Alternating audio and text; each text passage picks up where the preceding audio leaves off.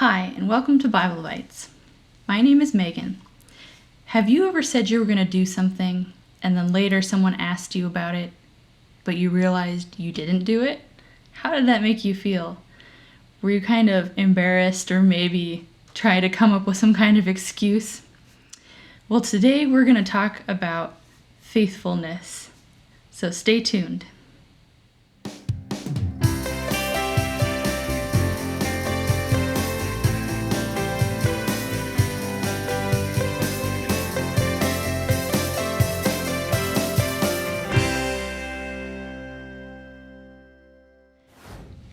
Thanks for joining me. We're in Ruth chapter 2 today, and we're going to look at the overarching theme of this chapter of always being faithful. Ruth does 3 main things in this chapter that proves her faithfulness. So we're going to read just one verse, but I'm going to go back and kind of summarize the whole chapter because it's really cool. You should read the whole thing on your own if you have the time. It's really encouraging. But for now, we're going to read from chapter 2. We're going to start in verse 10. And this is Ruth talking to Boaz. She said, "Then she fell on her face, bowing to the ground, and said to him, 'Why have I found favor in your eyes, that you should take notice of me, since I am a foreigner?' But Boaz answered her, 'All that you have done for your mother-in-law since the death of your husband has been fully told to me, and how you left your father and mother and your native land and came to a people that you did not know before. The Lord repay you for what you have done. A full reward be given you by the Lord, the God of Israel, under whose wings you have come to take refuge.'" So that's a really cool verse, right? But I think Boaz is saying that in response to all the faithful things that Ruth has done. So first, we see that Ruth does follow Naomi back to her homeland. That's faithful step number 1. She said she was going to do it, and she did. That's something that I struggle with sometimes, whether I'm going to help my kids with something. I'll be like, "I'll be there in a minute." And then later they're like, "Mom, I still need this thing." And I'm like, "Oh, I'm so sorry, I'm coming right now." Or maybe you said you were going to do something for a coworker and you just got sidetracked. Ruth was very faithful to follow Naomi back to her homeland, because that's what she said she was going to do. Number 2, we see that Ruth is a super faithful worker on top of that.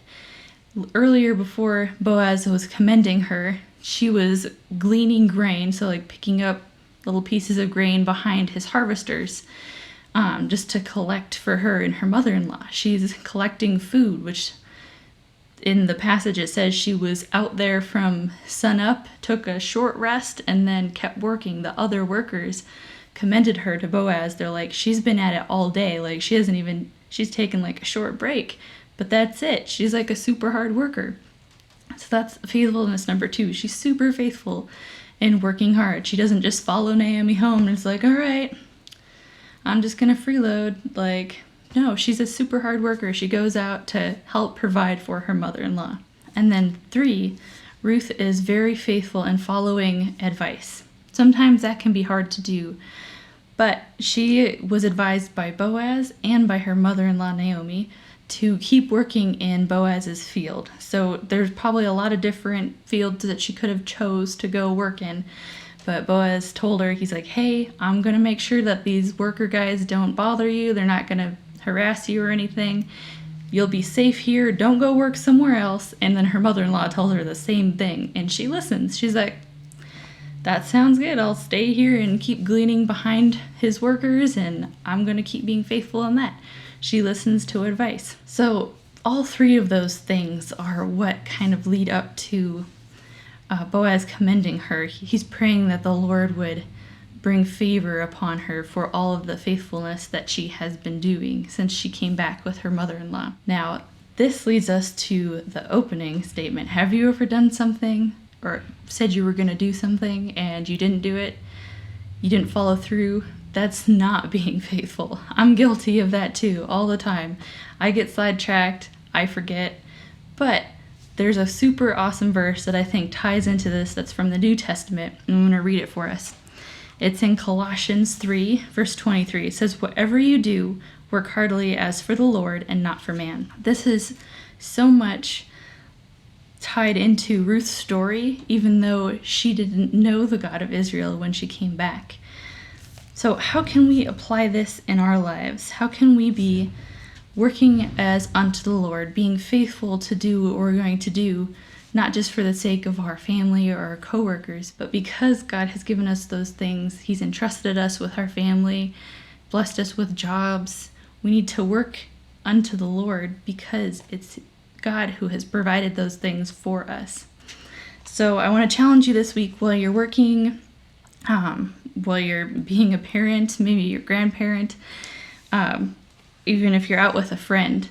What can you do to keep that in the back of your mind, that you're doing this task? Maybe you have to do like 7 loads of laundry in one day, like I do sometimes.